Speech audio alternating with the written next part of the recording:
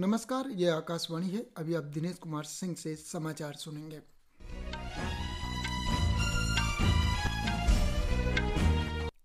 पहले मुख्य समाचार। प्रधानमंत्री नरेंद्र मोदी ने देशवासियों को नव वर्ष 2024 की शुभकामनाएं दी।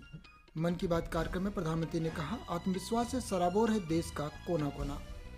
प्रधानमंत्री नरेंद्र मोदी ने फिट इंडिया के सपने को साकार करने के लिए स्वास्थ्य नवाचार आधारित स्टार्टअप का किया आग्रह। रक्षा मंत्री राजनाथ सिंह ने असम के तेजपुर विश्वविद्यालय के 21वें दीक्षांत समारोह को किया संबोधित। केंद्र सरकार ने जम्मू कश्मीर के तहरीके हुर्रियत गुट को अवैध घोषित किया।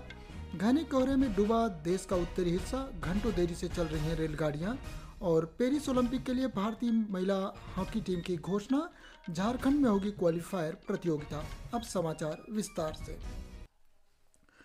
प्रधानमंत्री नरेंद्र मोदी ने कहा है कि आज देश का कोना कोना विकसित भारत तथा आत्मनिर्भरता की भावना के कारण आत्मविश्वास से सराबोर है। आज मन की बात कार्यक्रम की 108वीं कड़ी में उन्होंने देशवासियों से इस भावना को वर्ष 2024 में भी बनाए रखने की अपील की।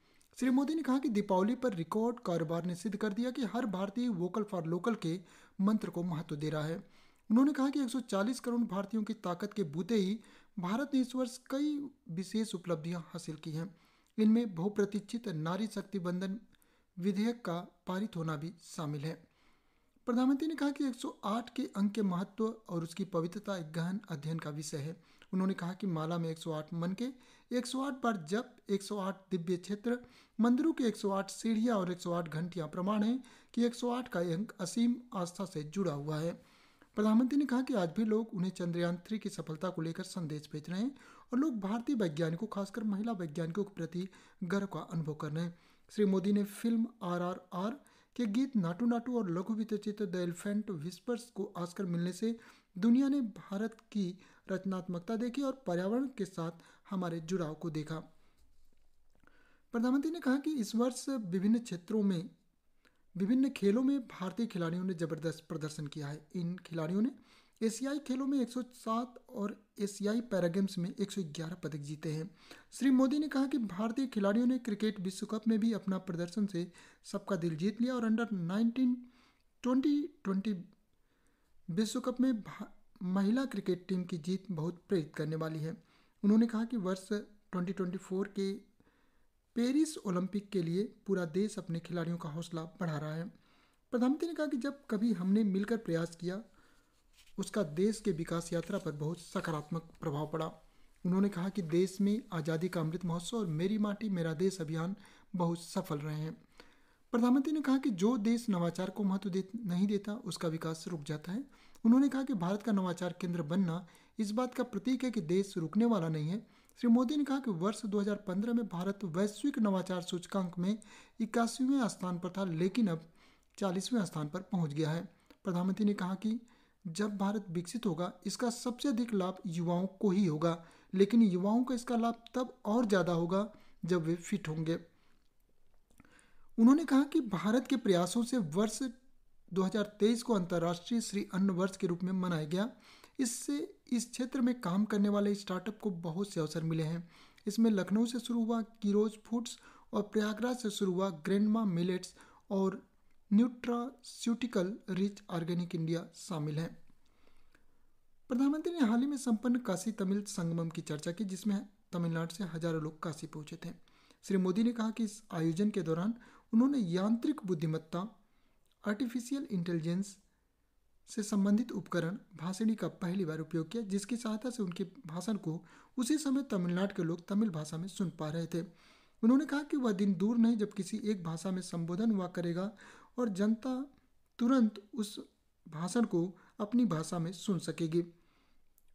प्रधानमंत्री ने लोगों से बदलते समय में अपनी भाषाएं भी बचाने का आह्वान किया और उसका संवर्धन भी करने को कहा।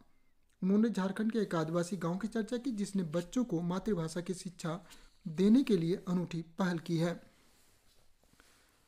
उन्होंने कहा कि देश में कई बच्चे भाषा की मुश्किलों की वजह से बीच में ही पढ़ाई छोड़ देते हैं। ऐसी परेशानी को दूर करने में नई राष्ट्रीय शिक्षा नीति में से भी मदद मिल रही है।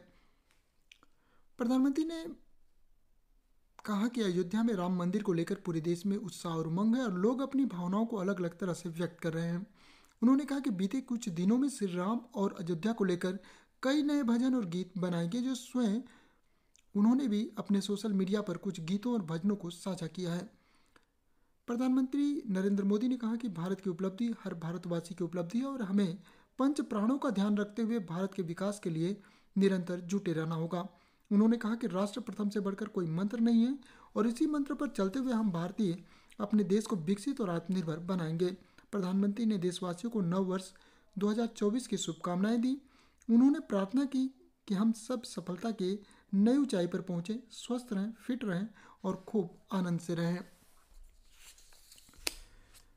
रक्षा मंत्री राजनाथ सिंह ने जोर देकर कहा कि मोदी सरकार समाज के अंतिम व्यक्ति तक पहुंचने के लिए प्रतिबद्ध है। उन्होंने कहा कि मौजूदा सरकार का विशेष चरित्र यह है कि इसमें नीतिगत कमजोरी नहीं होती और इसलिए इसकी करनी और कथनी में कोई अंतर नहीं है।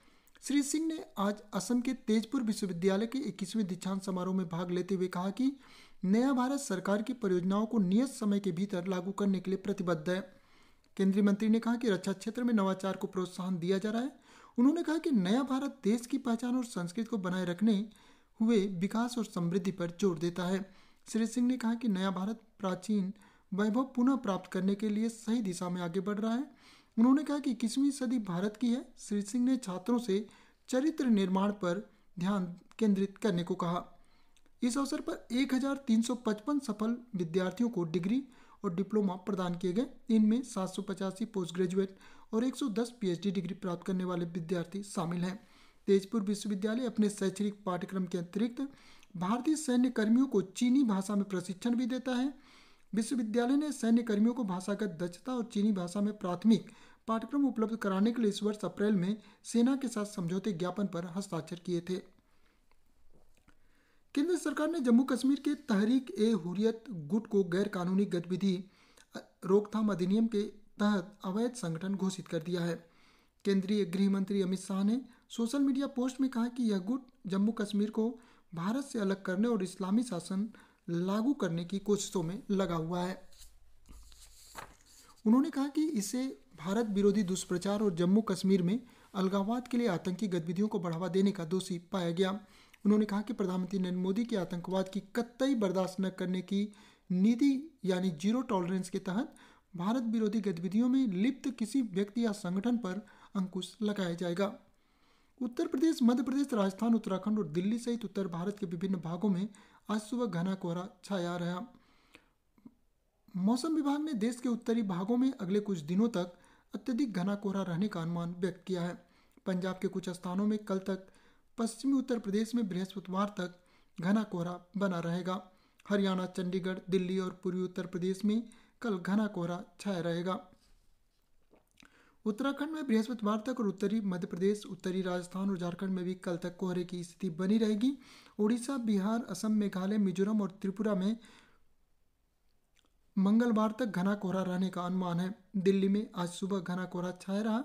उत्तर रेलवे के अनुसार 23 रेलगाड़ियां 2 से 7 घंटे देरी से चल रही हैं। पेरिस में अगले वर्ष जुलाई-अगस्त में प्रस्तावित ओलंपिक में प्रवेश के लिए झारखंड में आयोजित की जाने वाली हॉकी क्वालिफायर के लिए भारतीय महिला हॉकी टीम ने के 18 सदस्यों की घोषणा कर दी गई है। यह प्रतियोगिता अगले महीने रांची में 13 से 19 जनवरी तक खेली जाएगी। इस प्रतियोगिता में 8 टीमें हिस्सा ले रही हैं। प्रतियोगिता की शीर्ष 3 टीमों को 2024 के पेरिस ओलंपिक में प्रवेश मिलेगा।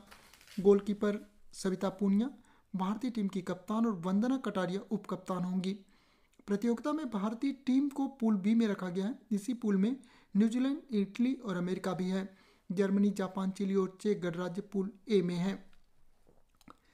केंद्रीय वित्त मंत्री निर्मला सीतारमण ने कहा कि एक मजबूत वित्तीय व्यवस्था के लिए बैंकों, सुरक्षा एजेंसियों, नियामक संस्थाओं और तकनीकी विशेषज्ञों के साथ तालमेल जरूरी है। कल नई दिल्ली में सरकारी बैंकों के साथ एक समीक्षा बैठक में उन्होंने राष्ट्रीय परिसंपत्ति पुनर्निर्माण कंपनी और सरकारी बैंकों को मिलकर काम करने के निर्देश दिए ताकि स्ट्रेस्ड अकाउंट के मामले में तेजी से निर्णय लिया जा सके। श्रीमती सीतारमण ने बैंकों को फर्जीवाड़ा रोकने के लिए अपने ग्राहकों को शिक्षित करने पर विशेष ध्यान देने तथा ऋण देते समय सावधानी बरतने के निर्देश दिए।